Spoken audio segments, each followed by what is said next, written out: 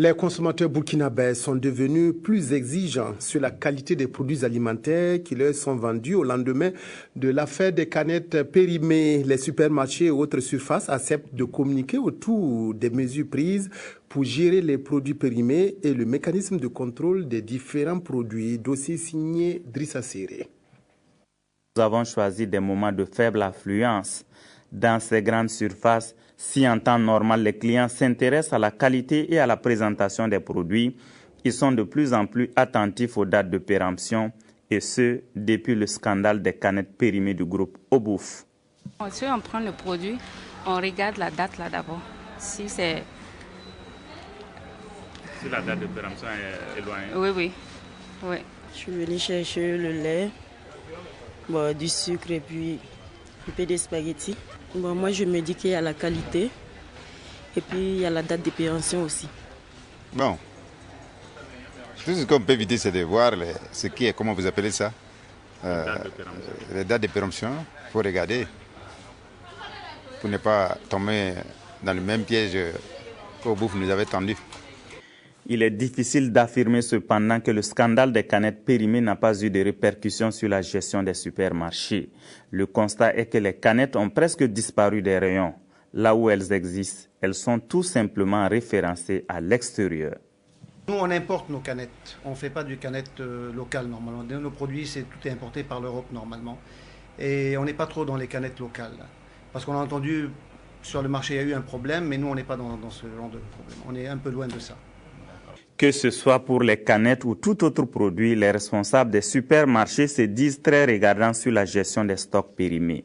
Le processus varie peu d'un magasin à un autre. Il est important pour nous de préserver l'intégrité de nos clients et bien entendu de proposer des produits qui sont de haute qualité. Donc quand on se retrouve avec des produits d'approche ou périmés, on va dire, quelques 72 heures ou 2 jours minimum, 2 jours avant, les produits sont enlevés des rayons et le responsable des stocks fait l'état pour pouvoir faire la balance.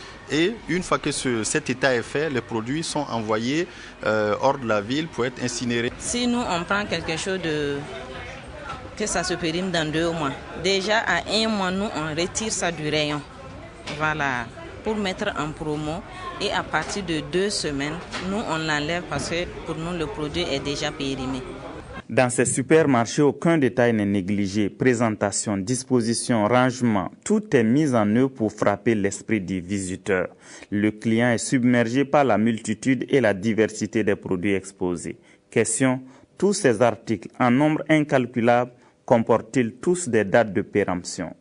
Alors que la plupart des autres produits, effectivement, ont une date de péremption, mais beaucoup plus sur l'alcool. Il n'y a pas de date de péremption sur l'alcool. À l'image du groupe Obouf, les supermarchés disposent-ils de machines pour imprimer ou réimprimer des dates sur les produits? Voici la réponse de la gérante de l'alimentation, le Bon Samaritain Ouaga 2000. Non. Les allégations faisant état d'une possible utilisation de produits pour rafraîchir la viande sont battues en brèche. Techniquement, ce n'est même pas possible. On ne peut pas rafraîchir la viande parce que la viande, déjà, comme c'est un produit frais, et que si elle n'est pas déjà de bonne qualité, moi je ne connais pas ce produit-là qui peut la rafraîchir pour encore remettre sur le marché sans que les clients, puisque la viande, dès qu'elle n'est plus de bonne qualité, rien que par l'odorat, vous arrivez même à faire cette détection. La main sur le cœur, les responsables attestent de la continuité de la chaîne du froid dans leur surface. Chaîne du froid qui fait d'ailleurs l'objet d'une surveillance rigoureuse.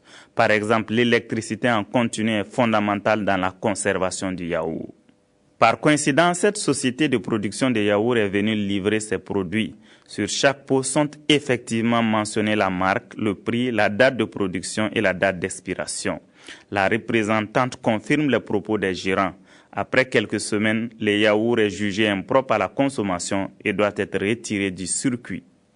Ça sort plus sur le marché. Même les bidons, tant qu'on sort avec, si ça rentre à la maison, ça sort plus sur le marché. Et qu'est-ce que vous en faites?